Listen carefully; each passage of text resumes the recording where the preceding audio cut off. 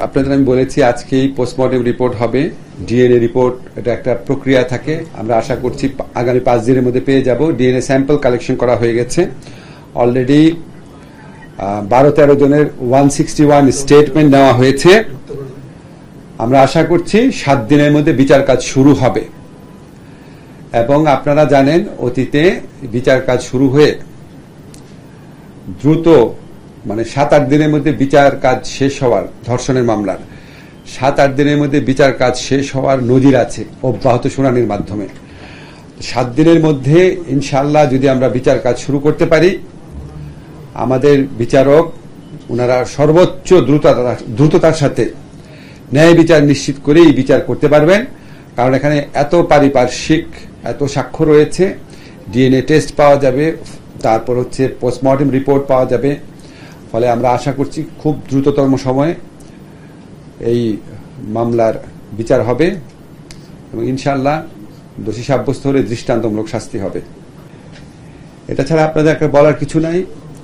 ধর্ষণ ব্যক্তি পর্যায়ের একটা অপরাধ ঘটনা, কিন্তু এটা নিয়ে রাষ্ট্রের দায়িত্ব আছে। আমি আপনাদেরকে নিশ্চিত করতে চাই যে এখানে আমাদের বিন্দু মাত্র অবহেলা নাই।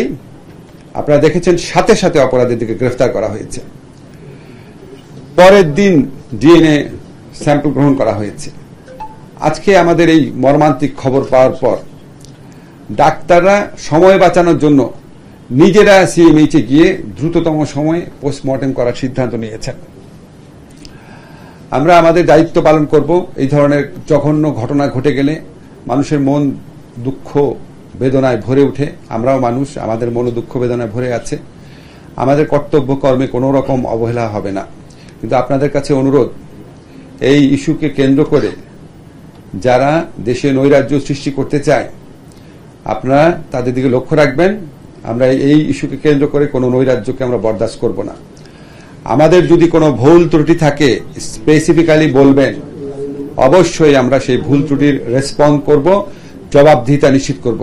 কিন্তু আপনাদেরকে আমরা নিশ্চিত করতে চাই এখন পর্যন্ত অন্তত এই ক্ষেত্রে আমাদের কোনো ভুল নাই এবং ইনশাআল্লাহ আমরা চেষ্টা করব ভবিষ্যতে ভুল হলে ভুল কারেক্ট করার জন্য।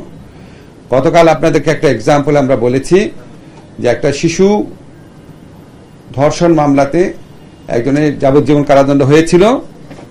তাকে যখন হাইকোর্ট জামিন দিয়েছে, আমরা সরকারের পক্ষ থেকে, আইন মন্ত্রণালয়ের পক্ষ থেকে অ্যাটর্নি জেনারেল অফিসের মাধ্যমে আপিলের ডিভিশনে আবেদন করেছিলাম। তার জামিনটাও বাতিল হয়েছে।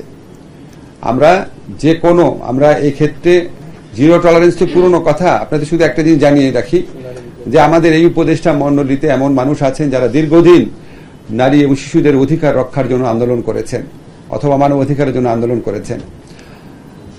আপনারা যতটা বেদনার্ত হন, আমরা যদি উপদেষ্টা পরিষদে আমাদের যে আলোচনা হয়, তখন যদি আপনারা আমাদের বেদনা, কষ্ট, আমাদের ধর্ষকের প্রতি, ধর্ষণ কাজের প্রতি আমাদের তীব্র ঘৃণা ও রাগ, সেটা যদি আমি আপনাদের দেখাতে পারতাম, বুঝতে পারতেন যে আপনাদের সবার মতো আমরাও একইভাবে সংক্ষুব্ধ, একইভাবে মর্মাহত।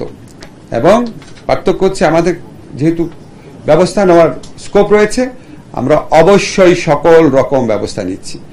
এর বাইরেও যদি আপনাদের সাজেশন থাকে, যে কোনো সময় আমাদের সাথে, কালকে আমাদের মেয়েদের একটা দল এসে আলোচনা করেছে, এর বাইরেও যদি আপনাদের মনে হয় যে আরো কোনো প্রস্তাব আছে, আপনারা আমাদেরকে জানাবেন, সুনির্দিষ্ট প্রস্তাব জানাবেন। কিন্তু এই ব্যাপারকে কেন্দ্র করে দেশে যারা অন্য নাগরিকদের জন্য ভোগান্তি সৃষ্টি করছে, যারা অস্থিতিশীল পরিবেশ তৈরি করতে চায়, তাদের দিকেও আপনারা নজর রাখবেন। আমরা সবাই আসিয়ার জন্য দোয়া করব, আমরা সবাই এই বিচারের জন্য অপেক্ষা করব। ধন্যবাদ। আমাদের প্রধান উপদেষ্টা গভীর শোক জানিয়েছেন, এটার জন্য আমরা প্রত্যেকে শোকার্ত, কিন্তু এর মধ্যে আমাদের দায়িত্ব পালন করতে হবে। আমরা বিশেষ ব্যবস্থায় আজকেই পোস্টমর্টেম রিপোর্ট নেওয়ার ব্যবস্থা করেছি। আজকেই পোস্টমর্টেম রিপোর্ট পাওয়া যাবে। আজকেই আসিয়ার দাফনের জন্য আসিয়ার মৃতদেহ মাগুরায় নিয়ে যাওয়া হবে হেলিকপ্টার যোগে, এবং আসিয়ার পরিবারের সাথে উপদেষ্টা পরিষদ এবং সরকারের পক্ষ থেকে আমাদের উপদেষ্টা ফরিদা আক্তার উনি উপস্থিত থাকবেন। উনি হেলিকপ্টারে করে যাবেন, অ্যাকম্পানি করবেন মাগুরাতে, দাফন পর্যন্ত থাকবেন। আর এর পাশাপাশি আপনাদেরকে আরেকটা জিনিস জানাতে চাই, গত 2 দিন আমি বলেছি যে আমরা একটা নতুন আইন করছি। নতুন আইনের প্রাথমিক ড্রাফট হয়েছে। আপনারা জানেন অনেক স্টেক হোল্ডার আছে, ওনাদের সাথে কনসালটেশন করতে হয়। আমরা আশা করছি এই আগামী রোববার বা খুব দেরি হলে সোমবার, আশা করছি রোববারই আমরা নতুন আইন প্রণয়ন করে ফেলব। নতুন আইনের বিধানগুলো সম্পর্কে আপনাদের বলেছি। সেটার সাথে একটা জিনিস শুধু অ্যাড করতে চাই, নারী ও শিশু নির্যাতন দমন আইনের অধীনে শুধুমাত্র শিশু ধর্ষণ ও বলাৎকারের ঘটনাগুলো দ্রুত উপযুক্ত বিচার নিশ্চিত করার জন্য আমরা স্পেশাল ট্রাইব্যুনাল গঠন করতে যাচ্ছি।